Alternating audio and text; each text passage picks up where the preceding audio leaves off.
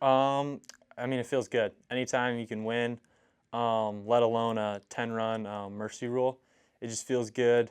You save arms. Honestly just save legs too with your own hitters as well. But I mean, all the guys really rally around this, and this is usually something that you can use to win a series tomorrow, and then even project from there. Yeah, you guys had a really good year last year that you were a part of. This year, it's been kind of a struggle and trying to bounce back. What are some of the things you have learned in your second year? In terms of being a teammate and being a leader on this team. Well, one, baseball's hard. Not everything's gonna always go your way. Not saying that it did last year, but just in general, like baseball is hard, and just main thing this year is just sticking together. This team does a great job of that. We all rally around each other through the ups and the downs, and I really think that that's what has kept us in a lot of games and kept like a competitive edge within the team. You know, 2 starts now since you took a little bit of time off to make sure you're right. What did you see out of yourself these last couple of starts? How have you felt? And what was it like there on the mound today with 6 innings, no runs, 3 hits? Yeah, felt good. Obviously coming back is always good. It's hard to watch your team from the sideline. You really want to get out there and help. And today is just going into the game knowing and just pitching to contact, really letting the defense do the work. Just try to eat up as much innings as I could and the least amount of pitches possible.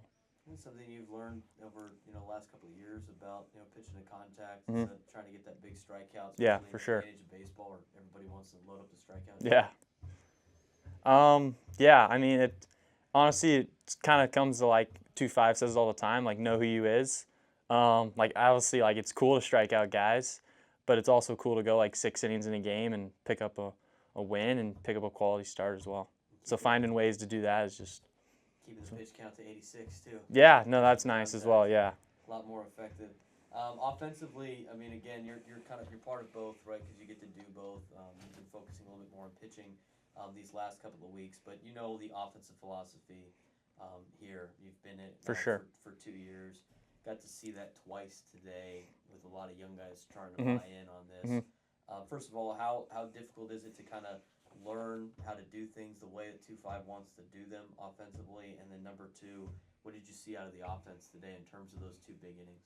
It is difficult. He asks a lot, but he asks a lot knowing that we are able to produce that.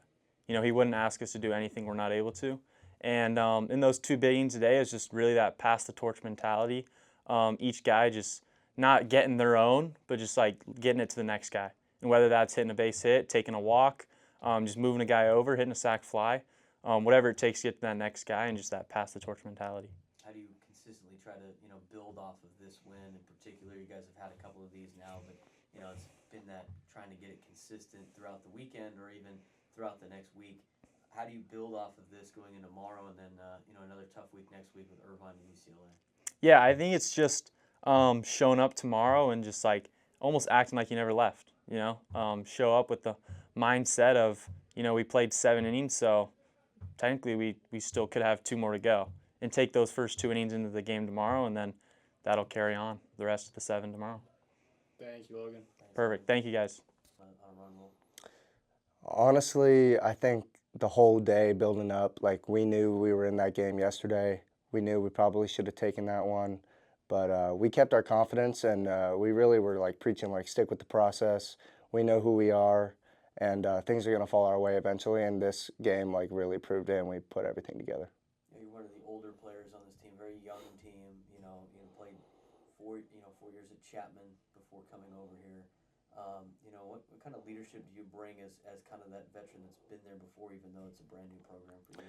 Honestly, I see these young players on our team in the starting lineup every day, and these dudes they're having success, but when they don't, it's encouraging them to keep going. Like, don't let it affect you. Flush it. Move on to the next at bat. Move on to the next inning, because there's so many more in your career, and if you focus on that one, you're gonna just keep building and building and spiraling.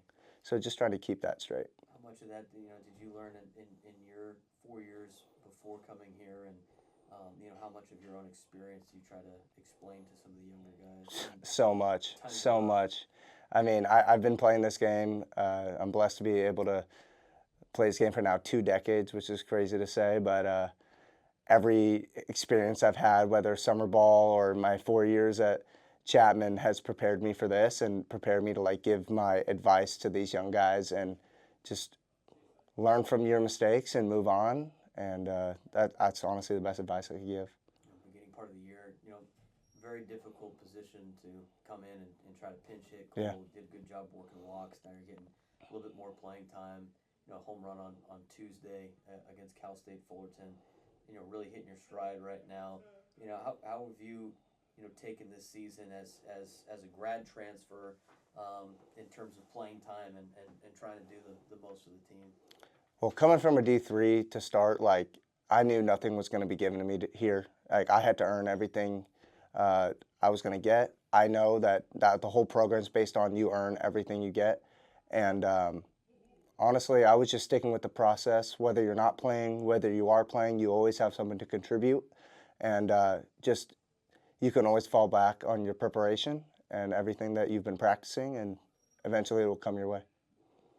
You guys obviously, trying to get this thing going again, and tough schedule, which could be an excuse and everything like that. But you guys don't make it an excuse. How do you take this win and try to build some momentum here, as it's going to be a dogfight to the finish in the WCC?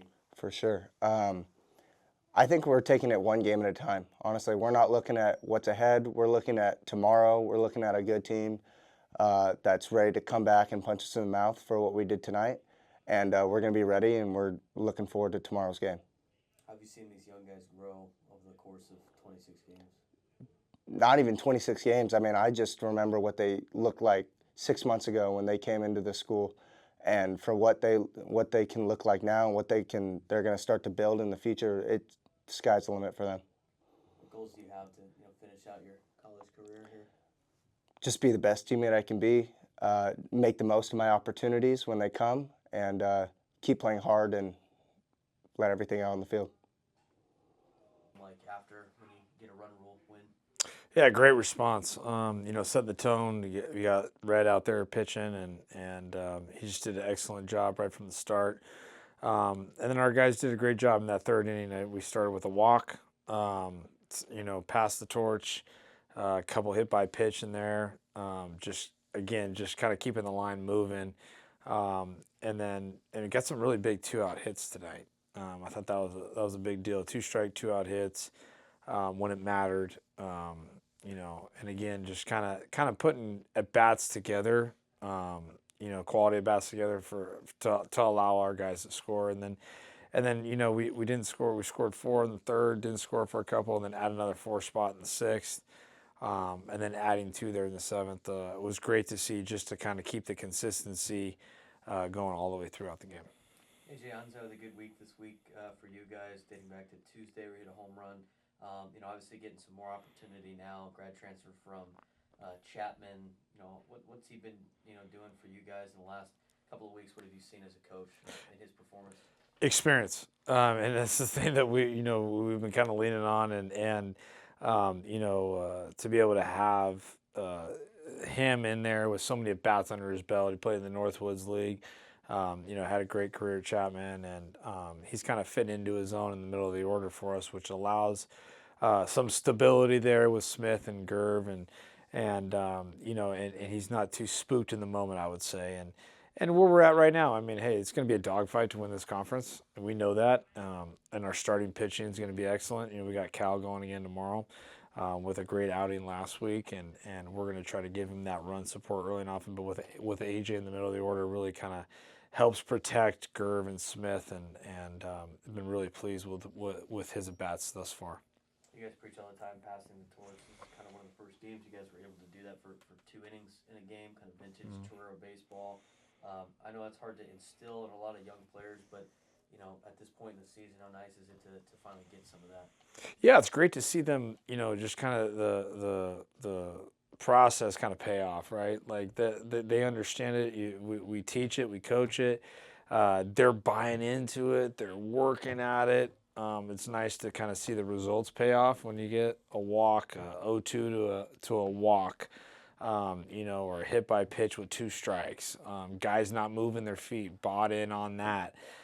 So again, kind of just keep staying with the process on the offensive side, and you can't rely on the big home run. We score a 10 tonight, and it's not relying on a 3-run homer, right? It's not relying on a 2-run homer where maybe that happened last year.